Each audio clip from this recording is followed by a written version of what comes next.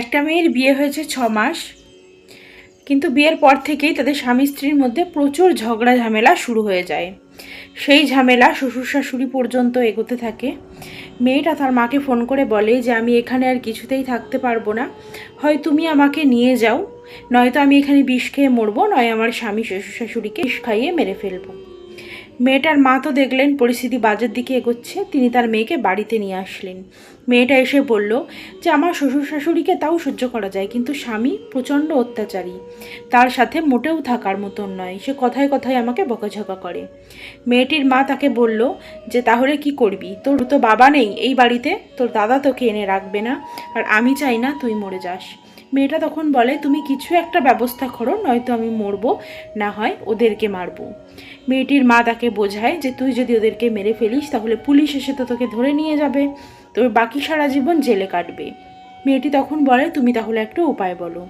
মেয়েটির মা বলল তোকে একটা ওষুধ দিচ্ছি, সেই ওষুধ স্বামীর খাবারে অল্প অল্প করে রোজ মেশাবি, তাহলে সে 6 মাস পর আস্তে আস্তে দুর্বল হয়ে মারা যাবে। কিন্তু একটা শর্ত আছে, তোকে এই 6 মাস শ্বশুর শাশুড়ি আর স্বামীর সাথে খুব ভালো ব্যবহার করতে হবে, কারণ তারা মারা যাওয়ার পর পুলিশ যাতে সন্দেহ না করে। এত ভালো ব্যবহার করবি যেন তোর উপর কোনো সন্দেহ না আসে, আর খাবারটা খুব সুস্বাদু করে রান্না করবি যাতে তারা বুঝতে না পারে এতে বিষ আছে। মেয়েটি ওষুধটা নিয়ে যথারীতি শ্বশুরবাড়িতে চলে যায় এবং প্রতিদিন খুব ভালো করে খাবার রান্না করে তার মধ্যে অল্প অল্প করে বিষ মেশাতে থাকলো। এইভাবে কিছুদিন গেল।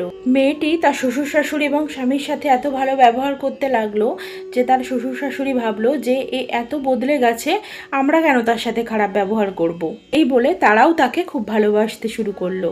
কিন্তু শ্বশুর শাশুড়ির ব্যবহার একটু পরিবর্তন হলেও স্বামীর ব্যবহার পরিবর্তন হলো না।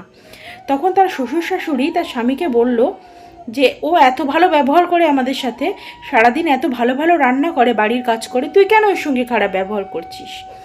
মেয়েটির স্বামীও আস্তে আস্তে বোঝার চেষ্টা করলো যে হ্যাঁ ঠিকই তো, ও তো আগের থেকে বদলে গেছে, আমি কেন খারাপ ব্যবহার করছি।